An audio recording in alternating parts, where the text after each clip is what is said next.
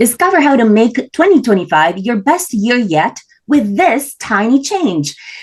In this episode with Derek Rowe. And what's so special about Derek is that he is the founder of DROWE Method, and he's a master mindset and behavioral change expert.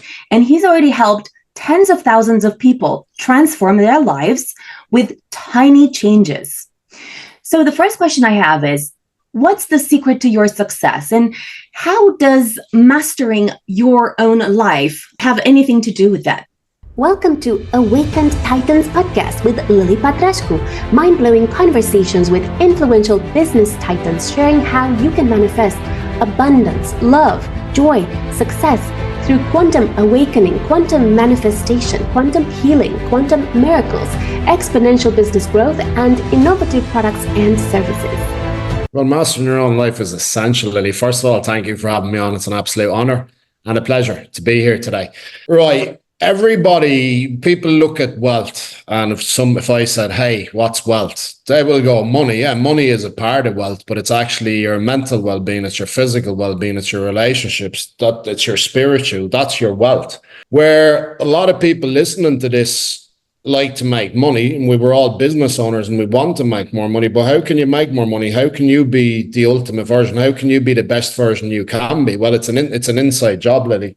And the reality is, for most people, they can be consistent in business. But if you, like, I'd have a lot of clients, a lot of members. And if you looked in from the outside, like me, many years ago, you go, Derek has a great life, Lily has a great life. But when we actually uncover, they might have a good business, but they're completely out of shape mentally, they're completely out of shape physically, and their relationships are non-existent. So to me, that's not wealth. So we must look at the individual. And for a lot of people, they lack respect for themselves. And what I mean by that is, it is looking after your thoughts, it is looking after how you talk to yourself, it is your habits, it's the consistency of implementing those habits, and it's looking after your physical health. That's just having respect. That's just holding yourself in high admiration. And for us, we teach people, consciously, unconsciously, subconsciously, how the programming works. Now, is that easy? No, it's not easy, because then people require focus, which is a superpower, discipline. And the biggest one of them all is consistency. How long can somebody do? How long is a piece of string?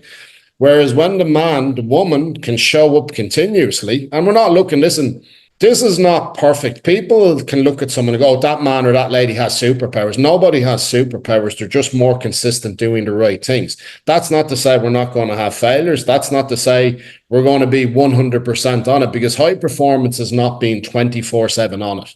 It is about being at a high level consistently over the course of months and years, that it becomes an absolute habit that we do not think about having to show up. It's like going to the gym. If you go to the gym regularly, and this is just an example, and you do it for 12 months, it becomes a habit. It's automatic. So you don't think about, okay, I have to go to the gym today. I do it. If you want to make more money, how are you going to make more money? What do you have to do? At the start, it's difficult. None of this is easy. It's a simple process, but not easy. So the habit isn't, what I'm trying to say is, to get good at something, you got to get consistent. Then after 12 months, it becomes a habit, and then it becomes automatic that you don't even think about doing it. That's where I want to get people. And that is essentially, for your viewers, what high performance is. Thank you. Tell us about tiny changes and how they can lead to big results. And what I'm talking about is, what's the one tiny thing that any entrepreneur can implement right now to transform their life and their business? Where would they start? Well, purpose, like so. For a lot of people, I don't believe people have purpose. They can be good at something, but what's your purpose, Lily? What's my purpose? My purpose is exactly what I do now. It's helping people. Well, not helping people, because we're not helpless, but it's leading people in the right direction. And you see, every human being has something to offer. Every human being has vast life experience. I've just used my vast life experience, my learnings, to implement change. Now, to create purpose, there's people out there, again, you would look at them, okay, great, you have money in the bank, but they're completely out of shape. They might be drinking too much. They might be taking drugs. They might have some vice. So it's actually looking at that. We can change two things at a time. We cannot change. These people, Lily, who on a Sunday, they'll go, okay, I'm going to give up smoking. I'm going to give up drinking. I'm going to get back into the gym. I'm going to eat clean. They failed within 1 to 2 days. We cannot change 10 habits. We can change 2 habits. So it's looking at 1 or 2 parts of your life. Okay, what you're unhappy with. I would give it a score out of 10 and go, again, let's use fitness as an example. Someone said to me, right, I'm a 2 out of 10. It's not great. Where do you want to be? So somewhere in your future timeline, they want to be a 9 out of 10. Great. We can't go there today. So what can we do? We can go from a 2 to a 3. So what are the 3 little action steps on a day today that you need to do to close the gap? Then you'll get to a 3. You'll do the same 3 to 4 and so on. Now we're going, shit, okay, I'm feeling good. I'm more confidence. I'm building momentum. I'm keeping my word to myself. Keeping your word to yourself while focusing on what it is you want are absolute superpowers. At it with consistency. People find it easy to be consistent for a week, 2 weeks, 3 months, even 6 months. But can you do it? Can your viewers do this for 12 months? And I guarantee when they do, that will form a new way of living. It will form a new habit. And it will be exactly what they need to push them forward and continually move them forward in life, business, relationships, fitness, everything. Thank you. So what makes the difference between people who are able to kind of keep going with that consistent tiny habit that will make a massive difference for 12 months, as opposed to only being able to do it for the first couple of weeks of January? Yeah. Let's not go there to New Year's resolutions. Yeah, I'm not even going to say anything on that, but it's going to come down to focus and discipline. So I'm just going to say people have a blueprint. I could give this man a blueprint. I could give this woman a blueprint. The man will do nothing, but the woman will. So this is going to come down to purpose. And what are we focusing on? What's the end result? We must go to the end result of what we want. So what's that going to look like in our mind? How's that going to make us feel? Obviously, it's going to feel good because it's a big result someone wants to achieve, but it's still not reality. We're only imagining this. Whereas here we are in the moment, and I go, right, here are the 3 action steps to the lady, here are the 3 action steps to the man. Now, it's going to be uncomfortable because we are comfortable as we are today. We want to grow, like entrepreneurs want to grow, but a lot of entrepreneurs don't do well for the simple reason they're not willing to get uncomfortable. And discipline is doing the things we don't want to do consistently over time. And it's keeping it simple. It's showing up, doing a couple of basic things until they form into something that's somewhat automatic and it's an internal pattern that they don't even think about it, they do. That's the difference. Discipline, focus, mixed with consistency. Thank you. Now, I think every entrepreneur has an Achilles heel. What I mean by that is almost like a weakness or something that is a vice, a bad habit, that if they were to change only that little thing, it could have a dramatic impact on everything else.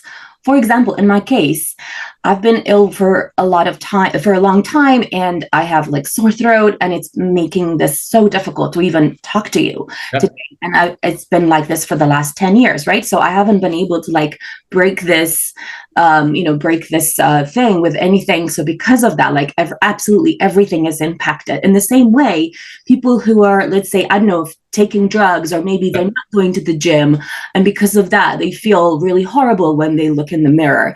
And because of that, they're not attracting the woman of their dreams. And because of that, they feel really sluggish after lunch. And because of that, they have a terrible marital life. And I don't know. So the impact of that is like so dramatic. So the first question I have is, how can they work out first? What is that Achilles heel bad habit they have, that if they were to only master that one, that could make like a dramatic impact on everything else, almost like a domino effect? Great question. I love this because this is exactly what I teach. So first of all, let's understand what a habit is. Okay, I'm going to give an example of my son. I have a son, he's 9 years old. He's a very talented football player. Why is he talented? Because at 3, we brought him to the local football club and the coach gave him a ball. He could barely kick it. So how do you get good at something? So when we look at drink, drugs, food, how do people get good at doing something? And this is right, creating an unwanted feeling. But it's the same to create a good habit. You get good at it by showing up. So my son showed up twice a week, 3 times a week. Now he plays football every day, and he plays He's 9 and he plays with 11, 12-year-olds, yeah? So he's got good at that. So the habit is no different, whether it's a good habit or it's a bad habit. But if we're discussing bad habits, that if we look back in someone taking drugs, that, okay, they seem to have it all, but they know they're disgusted. They can't look at themselves in the mirror. They're not respecting themselves. If we look at their experiences, they started many years ago. So it might have been started on a weekend, one weekend a month. Then it was every weekend. Then it was 2 days a week. Then it led to 3 days a week. The habit is some subconscious pattern because they put thought behind it. They put feeling behind it. They took the actions. So to undo that habit, it's to understand it's in here. So we must start removing the habit internally, taking something we want to do, then it could be replacing with something to do with business, something to do with the gym. And that's where the first or the second question you ask me comes in. It's the focus, it's the discipline, it's the consistency that you're putting everything behind this. You keep it simple. It doesn't take that much time. You just keep it simple, but we must have the destination. And that's the person who we actually hold in high admiration. We love ourselves. We have self-respect for ourselves, because if we don't have respect for ourselves, nobody else is. If that makes sense. I trust it does. Yes. One thing that I've found quite effective in my life is that when I have a really bad habit, replacing that with something that brings me joy is something that has a really massive transformative effect on my life, to the point that there are certain things that maybe I used to do when I was really young and I don't do anymore, and then all of a sudden when I do it again, I just feel so filled with joy. So much it's almost like this buried energy that kind of comes out, and all of a sudden I have energy for everything else just because I'm doing that. How can entrepreneurs go about finding that tiny positive habit that they could replace the bad habit with? And how can they go about finding it? And then how can they kind of go to integrate that into their daily life to make sure they stick with it for 12 months? Yeah, so it's going to take 12 months. So, right, first of all, when you have a bad habit, if you don't replace it with a quality habit, you're going to find another bad habit. I know from experience, because I used to go from drinking, drugs, gambling, women, all of these things. It was like that because I never replaced it. So first of all, we need to replace it, right? We need to replace it, find something. Okay, this is what we want to do. So this is our target, right? So think about your mind. We need a target. If I went out on the street today and I took 10 people and said, hey, what do you want? They'll say something. 9 out of 10 people say, I want to be happy. I want to be wealthy, but they're not goals. They're not targets. If you have a money goal, it has to be a number, right? I want to make this, and my son should come down here. Lily, tell my son what you want to make. Oh, okay. So that's 10 million, 11 million, 1 million, whatever it is. Now we've a target. Okay. Now we draw a line back to where we are today. What do we need to do in order to achieve that target? What are 2 or 3 simple daily steps required for us to get a day closer to this? But you see, it also comes down to belief. And we talk about respect. Most people who aren't getting along in life aren't respecting themselves. They don't keep their word to themselves. So like if you think about your internal, I was like, I'm not going to go to the gym today. And then you'll make up all the bullshit excuses in the world not to go to the gym. You'll sell yourself the story. Whereas the reality is when that voice comes in, you go, no, I am going to the gym. And me and you both know we've been there, and when we've done it, we go, shit, I feel so good. I'm so happy I went to the gym now. And this goes back to, again, aligns back to what I said about being focused, about being disciplined, being consistent. But when we understand it's an inside job that has to be mastered. So that's our thoughts and our self-talk. Why people don't get along is because of how they think. They think themselves out of action and they talk themselves out of action. So when these pictures come in, we replace with what we want. When the talk comes in, we immediately discard and we replace it with I am going. And listen, words cast spells and thoughts are things, right? Now, if we understand those 2 things, and it's not easy. What I'm saying and what you've asked me, none of this is easy to implement. This is why very small percentage of people who go, Jesus Christ, how do they keep in mental shape? How do they keep in shape? How do they do their business? How do they have their marriage? They just have things in order. It's more, their mental is more orderly. They have the time to do it. And it's not just about looking after business. When people can look after their spiritual, their mental, their physical, then bring that person to their business. They're going to make more finances while also having enriched relationships with their partners, kids, and whatever that may be. Thank you. Now, in the past, when I had a certain routine that was kind of more fixed, what I found was that it's actually easier to keep to your word, even if you're tired. So, for example, let's say, if you were to say, I'm going to be going to the gym 3 times every week. And then if you set a time and you set that, for example, every Tuesday, Thursday, and Saturday, you will be going from 7 or whatever time you finish work, and you are going. That's it. Doesn't matter if you're tired or whatever it is, right? And now, if you're like a normal entrepreneur, it's so likely that you actually can have other commitments, events, and I don't know, dinner dates, or I don't know, whatever it is.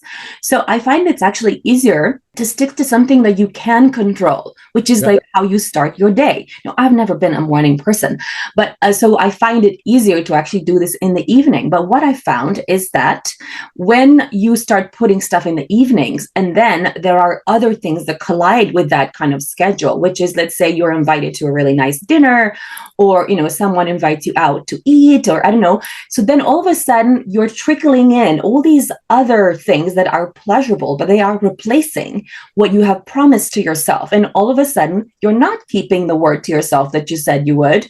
And all of a sudden, your 3 times a week becomes your 2 times a week, and then becomes your 1 time a week, and then becomes I'm too tired to go. And then all of a sudden, you do nothing. So what do you recommend for entrepreneurs to do? Is it that you follow something similar to what I used to do, which was to simply integrate into your calendar something where you can control? So, for example, maybe put in the gym in the morning. So like 3 times a week or 5 times a week or whatever it is, so that there's absolutely nothing that can collide with that promise that you made to yourself, except for, let's say, random travel. And then, you know, you can kind of deal with that later. Or if, let's say, if you were to commit to yourself that you're going to make, I don't know, an extra million, or you're going to make whatever extra amount of money, that you would make a certain number of calls at a certain time of the day. And I find when you set yourself like a time of the day and like you do time blocking, I find that more effective. Do you find that true as well, or a different method in order to manage entrepreneurs' schedules that actually can be quite random at times? Well, I'm going to say something, and the people have to put themselves first. Okay, so here's what you've said to me, right? Here's a person who wants to do better, who wants to be wealthier in all the areas we've discussed, yeah? Now, think about it like this. You put yourself first. So you look after your mental, you look after your physical. You make sure you're right and you start your day like that. So yes, I'm going to agree. I'm going to go right. I would not go training in the evening. I will go training in the morning or the afternoon. I can be a little bit more flexible. But if you have this person is starting out, or they're somewhere and they've like 10, 12 meetings a day, because sometimes that's the way it is as an entrepreneur. You just got to show up. You got to do it. You get it out of the way in the morning and you make it a non-negotiable. But this is putting yourself first, because what's the other side of that coin? You're going to be going into all of these meetings lacking confidence, lacking inspiration, lacking momentum, because you're knowing you're not doing what you said. So yeah, now that ties in keeping your word to yourself. But also, this is where people fail a lot. They don't put themselves first. They put their business first. They don't put their kids first. They don't put their husbands, their wives first. They put the business first, and everything else collides. So all they're left with is a business. But the reality is we want to feel fulfilled as human beings. So when you were saying even about meetings and you're wanting to make more money, not many people can do that because they don't make a definite decision.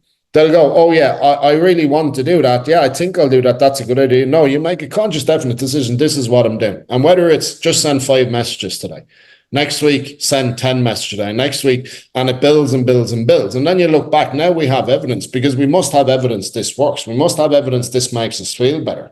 This is, again, is the conditioning or the program, or whatever word you want to call it. Whereas you get it done and it's something that's going to benefit you. So when you take an action of going to the gym, could be 6 a.m., what is the benefit of that? It's going to have a positive reaction. Therefore, it reinforces a good feeling. And guess what? It's easier to send a message. Guess what? It's easier to pick up the call. Guess what? It's easier to send the email. So yeah, I would agree with everything you've said there, but it's a matter of you have to be definite in what you say. Too many people are fluffy. Yeah, that's a good idea. I think I'll do that. No, I am doing this, but we must understand what is the benefit of doing it. Thank you. Tell us about the impact of your environment. And I'm referring to, aside from where you live and how organized you are, also on the type of people you surround yourself with. And I'm mentioning this because, for example, you're from Ireland, right? Yeah. I've been in environments where, let's say I get invited to a pub and there's 20 Irish people there, Yeah. and then they're drinking. Okay. Yeah. And they're drinking one, and then they're drinking 20 by the end of the evening. And I'm stunned that they're still standing. Yeah, but we're Irish. Cultural thing, right? So in that same frame of mind, it's like you can be in an environment where it's normal to drink 20 beers. Yeah. And it's normal to kind of be standing and still kind of go home and it's like maybe even drive. I don't know. I hope not. But in that environment, how difficult I imagine it must be to even do anything, because like after drinking 20 beers, how do you feel the next day? How productive do you feel? Now, of course, most entrepreneurs watching this, I don't think they're going to be the drunk types, but maybe they will have other habits where they're surrounded by an environment that is not conducive to good behavior, right? So I know if it's like some people perhaps take drugs, some people engage in other activities that are, less conducive to kind of well-being, whether it's overeating or, I don't know, eating late or going to bed late, or, I don't know, not sending the sales proposals or whatever it is. So tell us, how would you advise entrepreneurs? Well, I speak from experience. Sorry, excuse me. I thought you were finished. Yeah, to deal with these kind of, with your environment, basically. Yeah. So, like, I work with a lot of business guys, and they come to me because of their habits. It could be drugs, because I talk a lot about cocaine. I talk a lot about alcohol. And like you said, yeah, in Ireland, it's the culture. And I'll give you an example. When I was at home at Christmas, like my family, it's just normal. They go drinking all day. That's the way it is. But for me, it caused me a lot of problems. And I know a lot of business guys. But again, a lot of the lads that come to me, it's like what I said, Lily, you will look in on their lives. If I didn't know them, you would think, Jesus Christ, everything is perfect. Business going on, pictures on Instagram, Facebook, family, but it's not. The business may be going well, nothing else in their life. They are falling apart internally. And like, environment is everything. But again, you have a choice to make. Like, listen, it would have been easy for me at Christmas to go, okay, I'm going to go to the pub. I went to the pub, but I'd spend an hour or two. They spend all day. So we have to make choices. What is the benefit of having 20 drinks, 20 vodkas, 20 beers? What's the benefit of using cocaine? For me, there isn't any benefit if it's going to take away from the most important parts of your life. And if you, right, we're talking about business. You want your business to go well. If you look at it, right, you look at drinking, all of that shit, and even overeating, it is taking time away. You are not performing at a high level. For a lot of people, we'll say there's 100%. There's somewhere around a 30 to 50% performance now. If we can come in and add 20% to that, that's 20% more potential, 20% more productivity, and accessing 20% more of their capabilities. Whereas the reality, it comes down to what I said, you've got to make the decision. But then it's like finding people who are similar to you. And that's a lonely road at the start. None of this is easy. Like at the start, you will feel lonely. When you take yourself out of an environment that is not conducive with the results you want, you're going to be by yourself for maybe 3, 4, 5, 6 months. And then your energy, because here you are, you either want to be a leader or you want to be a follower. A leader leads by his actions. A leader is comfortable in his own skin, values his opinion, and believes in him or herself. Followers don't value any of that. Followers are generally jealous people who condemn other people and who go with the flock. A leader doesn't need to feel validated by being part of the flock, but you must go through the transition of this. So you see, I'd like to be able to answer all of this really simply. But the reality is life is not easy. Life is harsh and life is tough. And people need the truth as well when we're speaking, especially on podcasts like this, that to come out of that, there's going to be a void. And that is going to be a little bit of self-doubt and unease. But once you come out of that and are actually genuinely, I'm okay with myself, that energy starts attracting. It's like a lighthouse. What does a lighthouse do?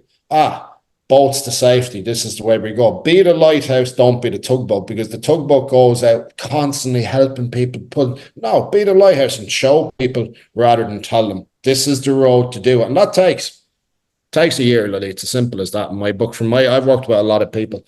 12 months to build quality habits and build a really quality life.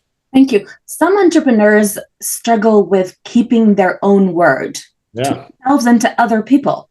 So the impact of that is that it's normal to them to be half an hour late to a meeting. Because the car, there was traffic, there was this. It's also normal sometimes that, they say, I'll call you on Saturday. Saturday comes, nothing happens. Yeah. And, living around these kind of people is so frustrating. And so the impact of that has become apparent to me because for years, it was almost like a cultural thing that I used to be 15 minutes late to everything when I came to the UK from Romania. And then I did a course which was talking about the impact of being 1 minute late.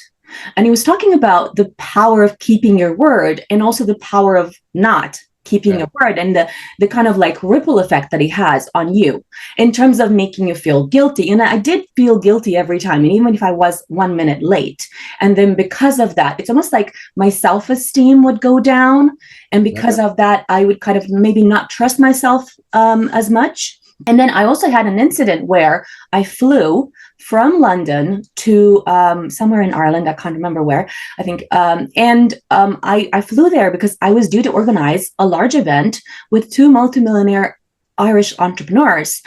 And then I didn't actually check the distance from the airport to the hotel. It turns out it was 3 hours. Oh, wow. So because I was kind of expecting that he was going to be somewhere in front or somewhere like that. And because I didn't check that, I was 3 hours late to the meeting. But one of the entrepreneurs did wait for me and we had like a good meeting. The other one was only there for his assigned planned time for the day. So I actually literally only saw him for 15 minutes because although he had nothing else to do that day, but he had promised himself that he would spend only 3 hours and 15 minutes or whatever it was to meet me. So then I saw him for 15 minutes. And then I had to have the meeting with the other guy, which, it was still great, but, not the same. Like you fly from another country to see this, this multimillionaire entrepreneur and you miss out on that because 3 hours is an excessive amount of time to be late. But it's like, it shows like lack of responsibility, right? It shows that I didn't take the time to check, right? And because of that, the impact of that on all of us, it was really tremendous. Okay. And what I wanted to ask you was like, for people for whom you can say it's normal to be late because it's a cultural thing. For others, it's normal to be late because they're just like naturally flaky. Like in their family, everyone is late. It's no big deal. And actually, there are some zodiac signs that aren't particularly later than others because it's like they change their mind. Oh, I'll meet you. Oh, I won't meet you. And then all of a sudden, it causes such havoc on your life because it's like you plan to meet Pedro today at 8:15, and you kind of like removed everyone else from the diary, and all of a sudden he's not meeting you, and all of a sudden it feels like there's no impact, but there is a massive impact in terms of how you feel as a less important person. So anyway, coming back to my question, what do you recommend flaky entrepreneurs who change their minds all the time or who are always late do to kind of master the habit of starting to respect themselves and their own word and to start respecting everyone else around them to the point that they can be early or at least on time to meetings? Yeah, then you said it, like you have to start respecting yourself, but think about it as well. You meet these people and they go, like, why can't you do that? And they'll say something stupid like, oh, it's not the way I'm built. This is not who I am. That's a load of bullshit. It's their belief system, number one. So if you look at someone actually who has a little bit of, someone could have self-doubt. Someone could be like late, what you said. There's a load of things we could say, but if you looked at their family history, their mother and father, so a lot of this is ancestral because when you come out of your mother's womb, you take on your father's program and that's why you look like your mother and father and your grandfather and so on and so on. So like, it's like, I wouldn't have the confidence to do that, but they've never tried it. So they're just saying these statements. So if you think of words are casting spells. So like, if you genuinely, these people want to keep their word, but they're always late. Why are they always late? Because that's what they've told themselves. I am a person who is always late. So it's actually become automatic. This is what they do. So unless they're conscious, which a lot of these people aren't, because this is all unconscious behavior. It's just automatic to just do it. It's like when you wake up, if you're waking up at 5 a.m. in the morning or 6 a.m. or whatever time, and you do it consistently, you don't think about it. This is the time I get up. If you go to the gym at 8 a.m., you don't think about it, you do it. Like for me, I have the same breakfast every day. I don't think about it. I cook it, I do it, and I eat it. So they have to, without cursing, because I curse it on, I have to be very careful, right? Be very conscious. I don't like this part about me, and then we can start changing it around. Now, as I said it already, words are spells. These people are telling, I used to tell myself these stories, very convincing stories of, yeah, that's not me. I'm not built this way. I can never be successful. It is not only words that are leading to limitations, and we will say unwanted beliefs that nobody wants, but how do we change a belief? The easiest way to do it, and I'll say to the listeners, is by experience. And it's by what we've already covered is, right, okay, here's a part of my life I don't like it. I'm going to make a tremendous effort, not for it to be perfect, but to get it more right than what it's going to be wrong. Now, if you do that for a few months, and it's a little bit messy, imperfect, but you look back and you I have evidence. Now I've actually tried something different. My belief has changed because now I've experienced that I can do it. But again, Lily, anything we're saying, it's work. I don't believe people are willing to do the work. I think people are flaky. I think people are lazy. And I think people do not like getting uncomfortable. It's as simple as that. So yeah, that's what I know to be true. Thank you. For entrepreneurs who have a very addictive vice, okay? Now, I've never taken drugs and I've never smoked, but I did find myself in relationships where I was like so addicted to the person that although I knew that person was really bad for me, I found it like so hard. Like I could feel almost like I don't even know if that's the word, almost like that craving of like, oh my God, I have to have this person now, like, and it was really difficult to kind of come out of that. So I wonder for those entrepreneurs that have like a craving, like an addiction, like a massive addiction, which I definitely had, for a person or for drugs, for smoking, for, I don't know, for a bad habit that is like so kind of entrenched in what they're doing that they feel like they're shaking, they have anxiety if they don't smoke, if they don't like take the drug, if they don't, I wonder how you kind of teach people to kind of start to not do that, because it's probably like one of the hardest things in the world to kind of have that first step to kind of like not smoke or not take drugs or not do other things. Absolutely, but it comes down again, like you do not, if you're not comfortable with yourself and you're not respecting, and this isn't about, by the way, when we say loving yourself, it's not about being egotistical. It's about genuinely going, I'm okay, I'm honest, genuinely going, I don't need a tribe. I can still succeed. I can still flourish without anybody. But when you're in need of outside validation, like in your case, a man, in someone else's case, cocaine, someone else's case, alcohol, whatever it may be, they're looking externally, but that's not the problem. So the man in your case wasn't the problem. Nor the drugs ever. This is what I'd say this to people. They're not the problem. So when we go after we will say the effect, which is the effect was the man. Oh, he's the problem. Yeah, okay, we understand. And you might change your behavior a little bit, but it's only ever temporary. It's the same with alcohol, the same with drugs. Whereas we have to look within and go, listen, there is something amiss here. There's obviously something making me unhappy that I need the validation from him, or I need the validation for that to make me happy. Because we know how that works, Lily. Like in your situation, then he comforts you and you go, oh my God, I feel so good. And then it's like, why didn't he text me? And we've all been there. It's like, fuck's sake, and you can't focus. You cannot focus or concentrate on anything. And that is not going to lead to any type of productive life. So like the way we do, we have a 12-week program, and it just shows people how to get in and start reprogramming that. Now, it sounds fancy. It's not easy, but it's pretty simple. We start with direction. we start then with going in and you were able to calibrate your thoughts. Like it's like your mind is similar to a computer, except it's far more powerful than any type of computer. But if you don't like something, we can remove, we can delete. We can start to then replace with actually building the person. So that could be you back in the day if you suffered lack of confidence. Because if you need his validation, you weren't confident in your own validation of yourself. So what would Lily be like in 2 years?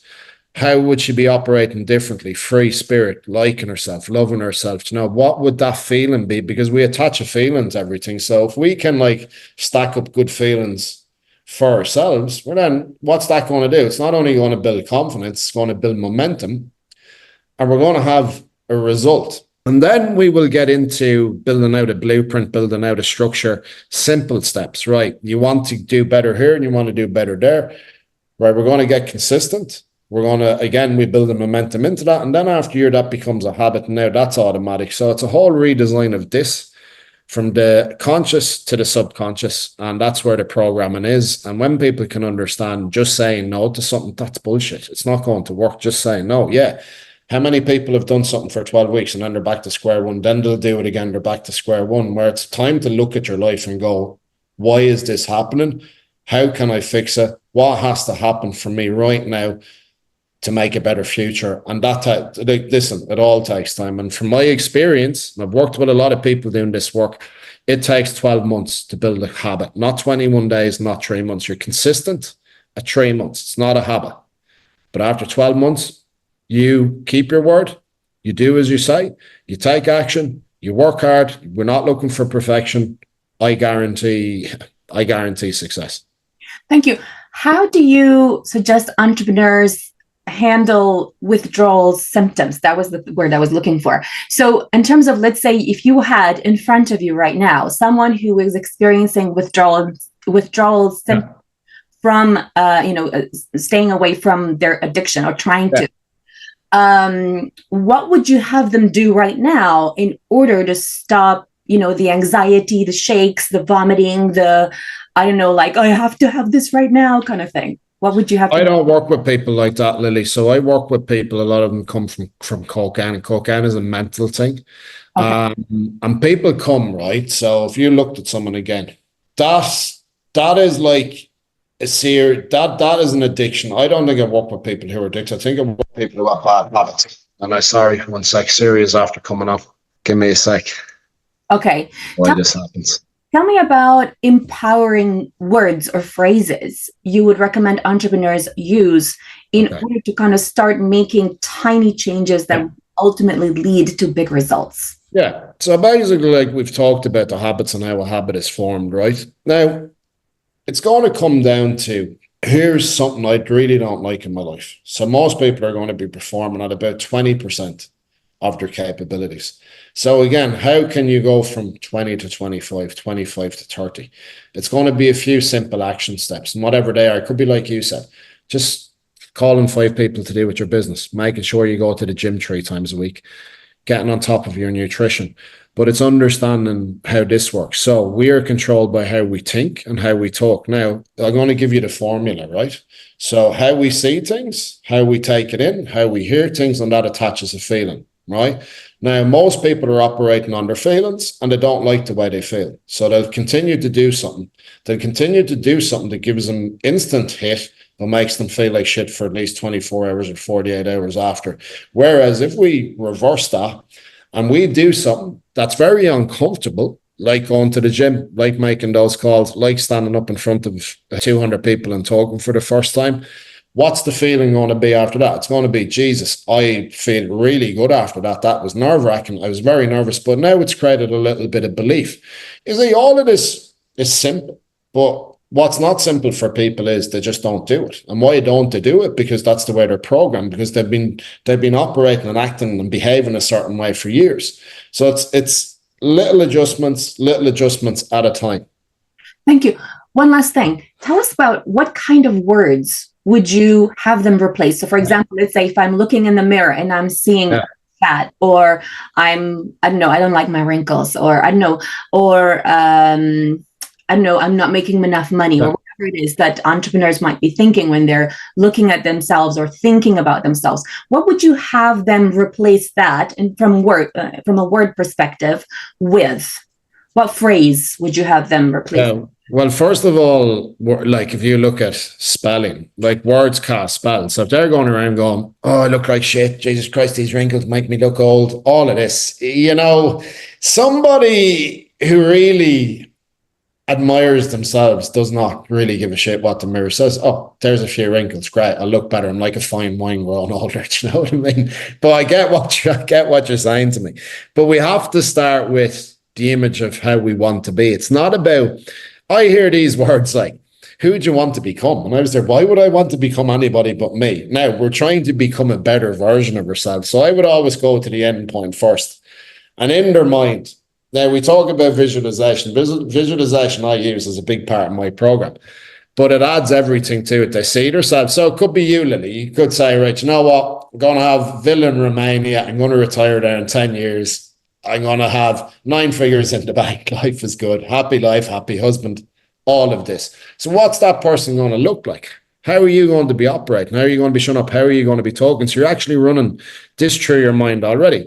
Now, we have to bring it back to reality and go, okay, the work has to be done now. And here I am in the mirror. That's not how I operate now. That's not how I look right now. But what's the first step into changing that is to start acting like you've already achieved it. So you're acting as if you've already achieved it. We're beginning to change our beliefs. And it's like words like, okay, attitude, simple words. I can't or I can.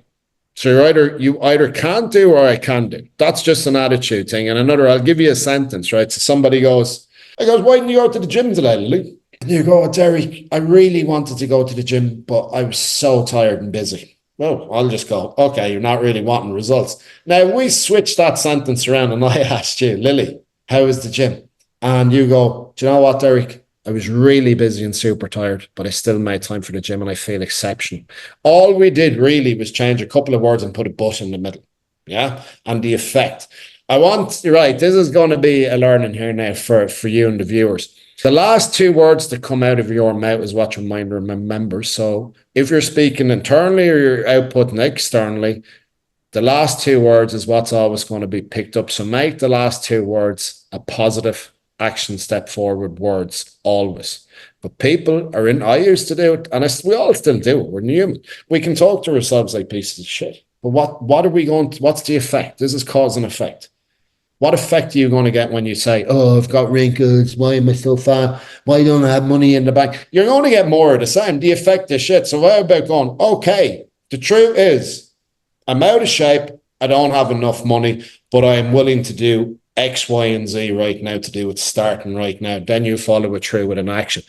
See, not that difficult, but how many people will do it? But 10% of your listeners, maybe. 5% definitely. Thank you. Where can entrepreneurs go to start with your DROWE method? Yeah. Instagram will be the best. So it's just at DROWE Method. So my Irish accent is probably tough. So DROWE Method, METHOD. Follow us for more interviews with world's most influential business titans, providing you with the insights to awaken to your full potential, so you can get paid to be yourself, find true happiness, and manifest anything you desire.